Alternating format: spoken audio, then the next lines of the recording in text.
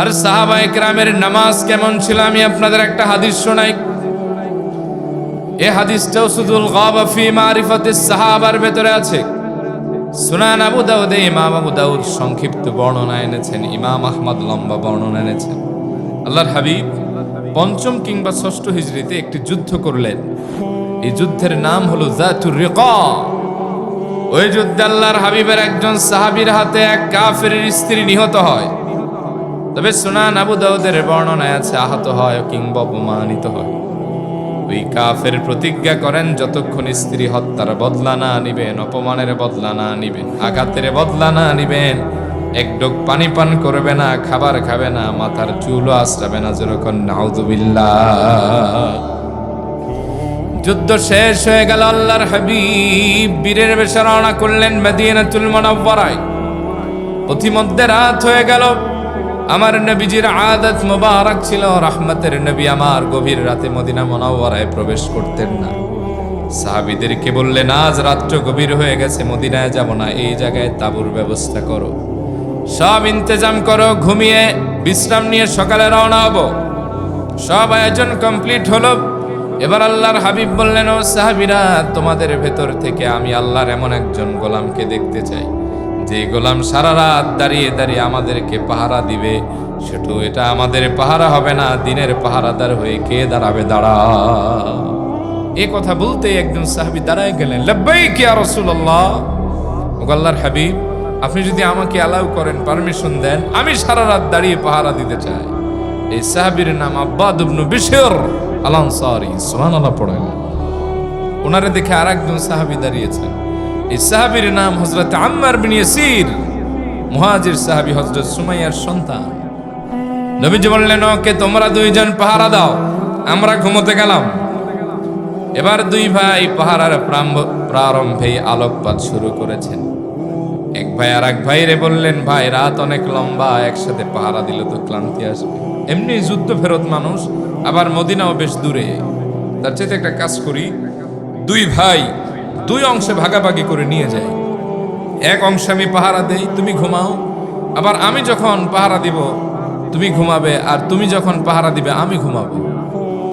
হযরত আব্বাস বললেন, কি সুন্দর চিন্তা ভাবনা। আইয়ুলাইন আহাব্বু ইলাইক। ও আম্মা, রাতের কোন অংশ তোমার ভালো লাগে ওইটা আমি তোমার ইখতিয়ারে ছেড়ে দিলাম, বলে পাহারা দাও নাহলে ঘুমাও। আম্মার বিন ইয়াসির বললেন, প্রথম অংশ তোমার জিম্মায়, দাঁড়ায় দাঁড়ায় পাহারা দাও, আমি ঘুমাই। দ্বিতীয় অংশে আমি পাহারা দিব, আব্বাস তুমি ঘুমাবে। হযরতে আব্বাস বললেন, যাও তুমি ঘুমাও, আমি পাহারা দিই। সাইয়েদনা আব্বাস পাহারা আরম্ভ করলেন। আস্তে আস্তে রাত নিসফুল লাইল অতিক্রম হয়ে গেল। সাইয়েদনা আব্বাস দাঁড়ায় দাঁড়ায় চিন্তা করতে লাগলেন, রাত অনেক গভীর হয়ে গেছে, শুধু শুধু একা একা পাহারা দিতে ভালো লাগবে না, আর পাহারা দিলে পাহারার হক আদায় হবে। তার চাইতে যদি আমি দাঁড়িয়ে দাঁড়িয়ে গোটা রাত্র তাহাজ্জুদের নামাজ পড়ি, কোরআন তেলাওয়াত করি, একদিকে পাহারার হক আদায় হবে, আর একদিকে তাহাজ্জুদ পড়ব, আর আল্লাহর সঙ্গে আমার একটা শক্ত সম্পর্ক হয়ে যাবে। এই ভেবে সাইয়েদনা আব্বাস তার কণ্ঠস্বরকে উন্মুক্ত করে ঊর্ধ্বগামী করে সূরা কাহাফ তেলাওয়াত করতে লাগলেন। তার আকর্ষণীয় মোহনীয় তেলাওয়াতে আসমান জমিন মুখরিত হতে লাগলো। বুখারীর বর্ণনা, আম্মা জান আয়েশা বলেন, একবার সাইয়েদনা আব্বাস মসজিদে নববীতে বসে সূরা কাহাফ তেলাওয়াত করছিলেন। আল্লাহর হাবিব আম্মা জান আয়েশার রানের উপরে মাথা মোবারক রেখে আরাম ফরমাচ্ছিলেন। আল্লাহর হাবিব ওই তেলাওয়াত শুনে পাগল পারা হয়ে গেলেন। সুবহানাল্লাহ পড়েন। নবীজি বললেন, হাযা সাউতু আব্বাদিয়া আয়েশা। ও আয়েশা, এটা কি আমার প্রিয় সাহাবী আব্বাদ ইবনে বিশির আল আনসারীর গলার আওয়াজ নাকি? আম্মা জান আয়েশা বললেন, নাম হাযা সাউতু আব্বাদ। ও আল্লাহর হাবিব, এটা আব্বাদের গলার আওয়াজ। নবীজি এত খুশি হলেন। আল্লাহর হাবিব দোয়া করলেন, আল্লাহুম্মা গফির লাহ, আপনি আমার আব্বাদের জীবনের গুনাহগুলি মাফ করে দেন। সাইয়েদনা আব্বাদের মোহনীয় তেলাওয়াতে আকাশ বাতাস মুখরিত হতে লাগলো। ওইদিকে তীর আর ধনুক নিয়ে মদিনার পথে হাঁটলেন সেই প্রতিশোধ পরায়ণ কাফের। হযরতে আব্বাদের তেলাওয়াত পথিমধ্যে তার কানের ভেতরে ঢুকে যায়। কাফেরটা স্তব্ধ হয়ে দাঁড়িয়ে যায়। হায় হায়, এইখানে তো কোনো জনপদ নাই, ধুধু মরুভূমি। তাহলে কোরআন তেলাওয়াতের আওয়াজ আসে, বোঝা যায় আল্লাহর হাবিব এখানেই আছেন সাহাবীদেরকে নিয়ে, আমাকে কষ্ট করে মদিনায় যেতে হবে না, চরম বদলা নিব আর সাহাবীদেরকে রক্তাক্ত করব। নাউযুবিল্লাহ বলেন। সাইয়েদনা আব্বাদের কণ্ঠস্বরকে লক্ষ্য করলেন, একেবারে কাছাকাছি চলে এসেছেন, প্রচন্ড অন্ধকারে সাইয়েদনা আব্বাদকে দেখা যায় না। হযরতে আব্বাদের কণ্ঠস্বরকে লক্ষ্য করে কাফের একটা ধনুক থেকে তীর ছুঁড়ে মারলেন। এই তীরটা এসে সরাসরি সাইয়েদনা আব্বাদের দেহের ভেতরে ঢুকলো। এক পাশ থেকে আর এক পাশে তীরটা বের হয়ে গেল। লাম ইয়াতাহাররাক ওয়া লাম ইয়াখতাইস সালাত। বিষাক্ত তীর রাসূলুল্লাহর সাহাবীর বক্ষটা ঝাঁঝরা বানিয়ে দিয়েছেন। এক পাশ থেকে আর এক পাশে তীর চলে গেছে। রাসূলুল্লাহর সাহাবী একজন নড়লেন না, তেলাওয়াত বন্ধ করলেন না, নামাজও ছেড়ে দেন না। কাফের অবাক হয়ে ভাবতে লাগলো, যেই তীর আমি মারলাম মনে হয়েছে তীর লেগেছে, কিন্তু চান্স হলো 50-50। কারণ হলো যদি তীর লাগে নামাজ তো বন্ধ হবে, তেলাওয়াত ছেড়ে দিবে। নামাজও ছাড়ে না, তেলাওয়াত বন্ধ হয় না, তাহলে মনে হয় তীর লাগে নাই। এই ভেবে দ্বিতীয় তীরটা আবার মারলেন। এই তীরটাও সরাসরি এসে সাইয়েদনা আব্বাদের সিনার ভেতরে ঢুকলো। লাম ইয়াকতা ওয়া লাম ইয়াতাহাররাক ওয়া হুয়া কানা ইউসাব্বিতু ফিস সালাহ। রাসূলুল্লাহর সাহাবীর বুকটা ঝাঁঝরা হয়ে গেল, রক্ত ফিনকি দিয়ে পড়ে গোটা শরীরটা স্নান হয়ে গেছে। তাও রাসূলুল্লাহর সাহাবী ডানে বামেও তাকান নাই, একটু আহু শব্দ করেন নাই, নড়াচড়াও করেন নাই, সীসা ঢালা প্রাচীরের ন্যায় আল্লাহর সামনে দাঁড়ায় রইলে। কাফের অবাক হয়ে গেলেন, আবার মনে মনে ক্ষুব্ধ হচ্ছেন। দুইটা তীর মারলাম, তীর তো লাগার কথা, তীর লাগে না, তাইলে মনে হয় নামাজ ছাড়বে না। তীর লাগে নাই, তীর লাগলে তো নামাজ ছাড়ার কথা। এই ভেবে তৃতীয় তীরটাও মারলেন। সাইয়েদনা আব্বাদের বক্ষ ভিদ করে এই তীরটাও এক পাশ থেকে আর এক পাশে চলে গেল। রাসূলুল্লাহর সাহাবীর গোটা দেহটা ঝাঁঝরা হয়ে গেল। তাও সাহাবী নামাজ ছাড়লেন না, ইতমিনানে কলবের সঙ্গে দুই দিকে সালাম ফিরিয়ে নামাজটা শেষ করলেন।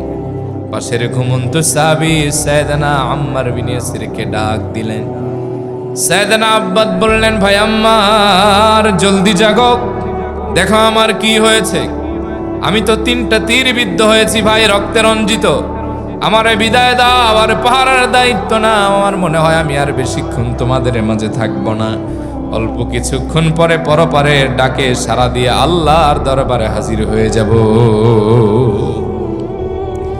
সাইয়েদনা আম্মার বিন ইয়াসির জেগে গেলেন, চারদিকে শোরগোল পড়ে গেল। সাহাবায়ে কেরাম চতুর্দিক থেকে সাইয়েদনা আব্বাদকে জড়ো করে ধরেছেন। দেখতেছেন সাহাবী নামাজের সুরাতে বসা, 3টা তীর তার সিনার ভেতরে ঢুকে আছে। রক্তে গোটা আশেপাশের জায়গাটা রঞ্জিত হয়ে গেছে। সাহাবীরা কেউ কেউ বলতে লাগলেন, ভাই আব্বাদ, তুমি না ছিলা পাহারায়, তীর খাইলা কেমনে? বলে, গভীর রাতে পাহারা ছেড়ে নামাজে দাঁড়িয়েছিলাম, মনটা ভালো লাগতেছিল না। বলে, ভাই সবই তো বুঝলাম, নামাজটা যদি ছেড়ে দিতে প্রথম তীর খাওয়ার পরে বাকি 2টা তীর তো আর লাগতো না, কেন এই পাগলামি করলা বলো? হযরতে আব্বাদ বিন বিশির বললেন, ও নবীর সাহাবীরা, শোনো শোনো, কাবার মালিক আল্লাহর নামের কসম করে বলি, খোলা আসমানের নিচে রাসূলুল্লাহর কদম মোবারকের সামনে গভীর রাতে সালাত আদায় করে এত মজা পাচ্ছিলাম, আল্লাহর প্রেমের জোয়ার অন্তরে এমন ভাবে ঢেউ খেলছিল, কোন ফাঁকে যে আমার হৃদয়টা ছেদ করে বক্ষটা ভেদ করে এক পাশ থেকে আর এক পাশে 3টা তীর চলে গেছে।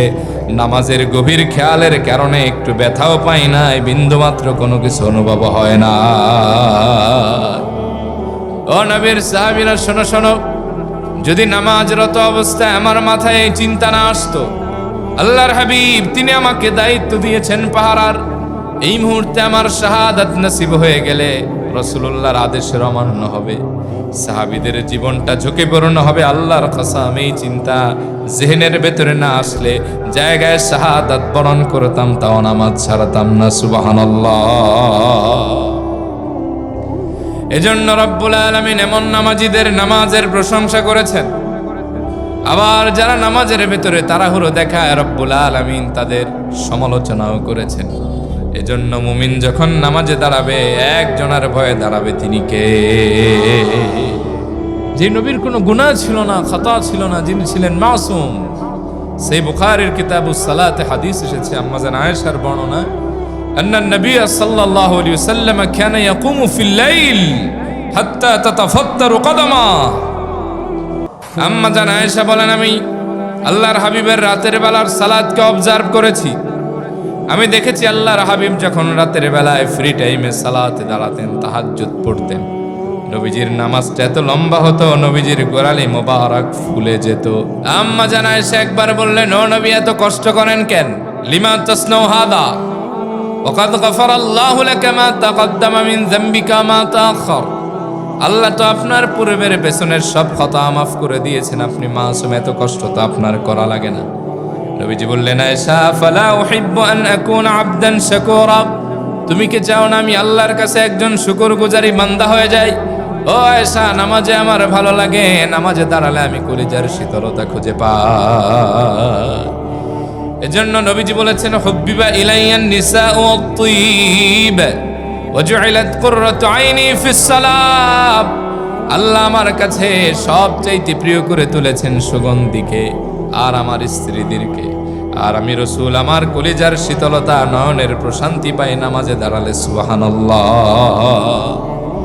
কিন্তু আমাদের দেশের আম পাবলিকের কথা বাদ দেন, যারা নামাজ পড়ে ইমাম সাহেব, বহু জায়গায় তাদের পেছনে নামাজ ছেড়ে দেওয়ার অবস্থা হয়ে যায়।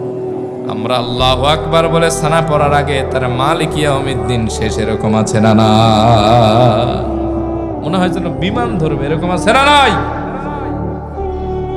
এই সালাত আল্লাহ পছন্দ করেন না। আপনি সালাত আদায় করেন বিনয়ের সাথে, সামান্য সালাত আল্লাহর কাছে মর্যাদাপূর্ণ হয়ে যাবে। সুবহানাল্লাহ পড়েন।